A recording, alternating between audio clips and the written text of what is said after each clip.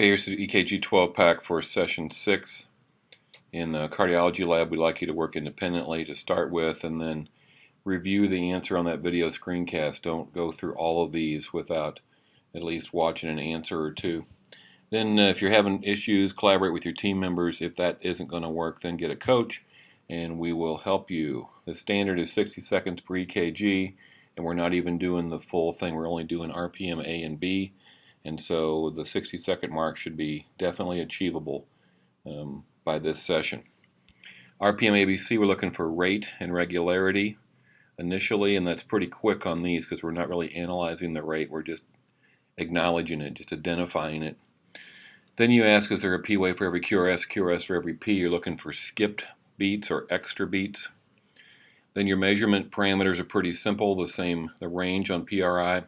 QRS less than 120. If that QRS is more than 120, then you need to deal with some axis and bundle branch stuff. And then don't forget the QTC of less than 450.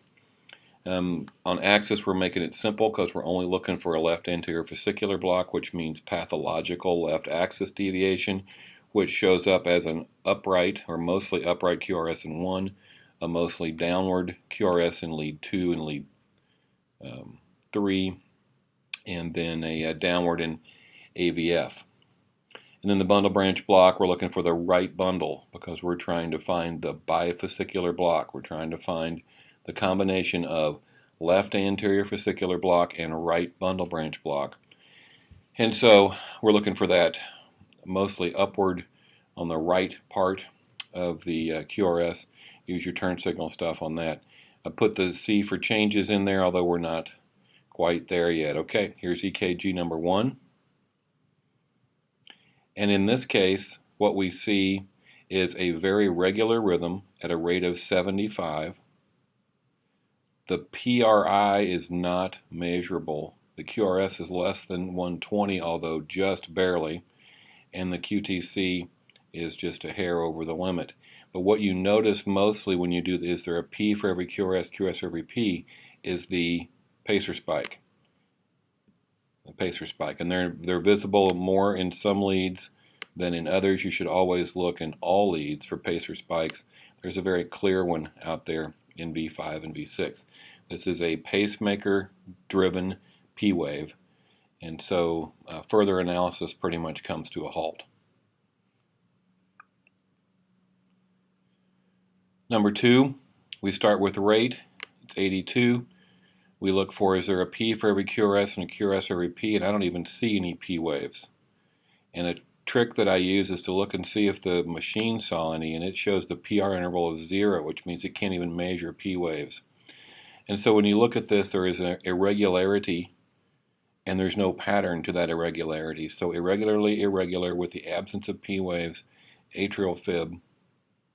And then we're looking for QRS, that's okay. QTC, that's okay. So there isn't any reason to do A and B on this. So we have an atrial fib with a pretty controlled rate. On number 3, rate of 117, which may be concerning in the unstable heart. Is there a P for every QRS and a QRS for every P? Well, there are clearly extra beats. There's one. There's one. There's 2 or 3 over here.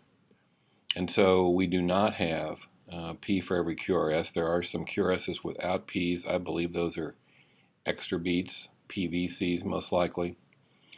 And so then we start looking at measurements. The PRI is okay. The QRS is okay. The QTC is okay. And because that QRS is less than 120, we don't need to worry with axis and bundle branch. EKG number 4, rate is 72. Is there a P for every QRS? Looking across here. And on this, a bunch of garbage over here. On the field 12 leads, you don't get the rhythm strip like you do in the hospital once you have to make your own rhythm strip. And so other than this artifact area, there are Ps for every QRS. There are no dropped beats or any extra beats.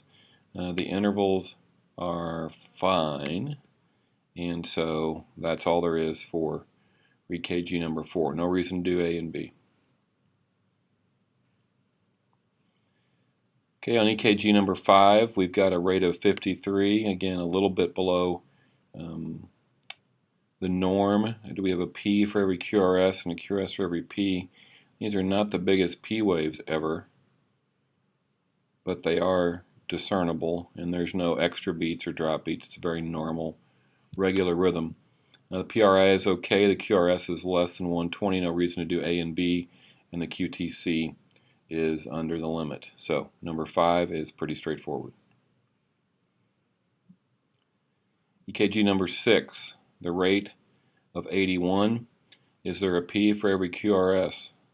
Certainly is a lot of stuff here. I would say that is a PVC. And that is a PVC. So there are extra beats, but when we have a normal beat, it looks like there's a P wave for each of those. For the most part, there's an extra beat from a different focus. Well, potentially not a different focus because it changed leads. So at any rate, there are premature complexes. When we come up here and we look, the PRI is over the limit, thus the first degree AV block that's marked up there. The QRS is more than 120, so we've got to do this axis bundle branch block thing. And so we look for axis. Is it upright in 1, down in 2, down in 3, down in AVF? So we do have left anterior fascicular block, which the machine reads as well. But we do not have a right bundle. That is a left bundle pattern. So we do not have a bifascicular block, but we do have a clearly identified pathological left axis. Number 7, the rate just over 100. Is there a P for every QRS? Certainly looks like it. At first glance, I was concerned that there might be extra P's, but no, that's just the T wave. But that is kind of, that T wave is pretty close to the next P. And when you look up here at QTC, that confirms it. That's quite a long QTC. And so we have a prolonged QTC, a risk for torsades potentially, and but there is a P for every QRS and a QRS for every P. So then we move on to the QRS duration. It is more than 120. That is clearly a right bundle branch pattern. And so now I need to look forward, and yes, we do have. We have up in 1. I would call that down in 2, only, but just by a hair, and down in AVF. So we do have left axis, we do have right bundle, and this is the bifascicular block that we've been looking for. Number 8, rate of 65. Is there a P for every QRS? Well, this is certainly a junky EKG, and so I think if I got this, I would run another one and try to identify, but I'm just not necessarily seeing P waves. I would also want a rhythm strip to see if this is irregular, and it may be just a hair, but there's not much of an irregular pattern to its irregularity. The machine can't read any P waves either. There's no extra beats. But that may be atrial fib underneath all that. At any rate, QRS is okay, and the QTC is okay. So other than the possibility of atrial fib, it's a relatively normal EKG.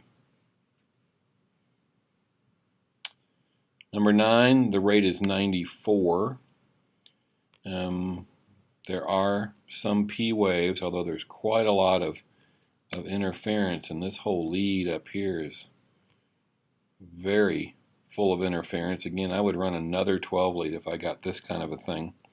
You've got some baseline wandering, which just adds to the confusion here a little bit, and this is what happens in the field sometimes. Your patient's breathing rapidly or has a lot of tremor, or there's something else going on. But when you look here, those look like pacer spikes, and I'll admit to cheating and looking up here at the interpretation. The machine said it was a paced rhythm as well. QRS is pretty narrow. Usually in a paced rhythm you'll see some wider QRSs than that. QTC is pretty long. And so this is really a paced rhythm. There's not a heck of a lot else we can really say about it. All right, in this case we have a rate of 124. That's an interesting number. Excuse me. Is there a P for every QRS? I don't see any P's at all. I see junky baseline. I can almost talk myself into a P wave there, but they just really aren't. So, and then again, I'm gonna peek up here, and the machine can't find any P waves either for duration or for the PR. So that's looking like atrial fib. QRS is okay, QTC is okay. Don't need to do axis and bundle branch because that QRS is less than 120. Number 11, rate of 118, so outside the range for normal, but may not be problematic. Is there a P for every QRS? Well, this becomes a little interesting to identify, so I go up to my favorite P wave lead, a V1, and those just are not very easily discernible P waves. But as you look across here, it's very regular. There's not an irregular pattern. I would run another 12 lead on this and try to get a little bit better look. But I think what I'm going to say is that there are P wave bumps in there that can be identified, although that may be a little bit of wishful thinking on my part. So I'm going to say, and so the machine is actually identifying P waves, but it says the PR is incredibly long. So the machine is calling that a P wave and indicating that PRI is excessive, which makes first degree AV block. You look for the QRS, it's also more than 120. That's a left bundle branch pattern in there, which the machine picked up as well. And so we don't really need to do axis, but if we were doing axis, it would not be abnormal. It would be a normal axis. So this is not a bifascicular block. There are some conduction issues both in the AV node and in the bundle branches. And that's all I have to say about that one. Number 12. Rate's pretty nice and normal. Nice discernible P waves. It's good to see some P waves after those last couple. It's a regular rhythm. There's no drop beats, no extra beats. The PRI is okay. The QRS is okay. The QTC is okay. And so we finish up with a normal EKG on number 12.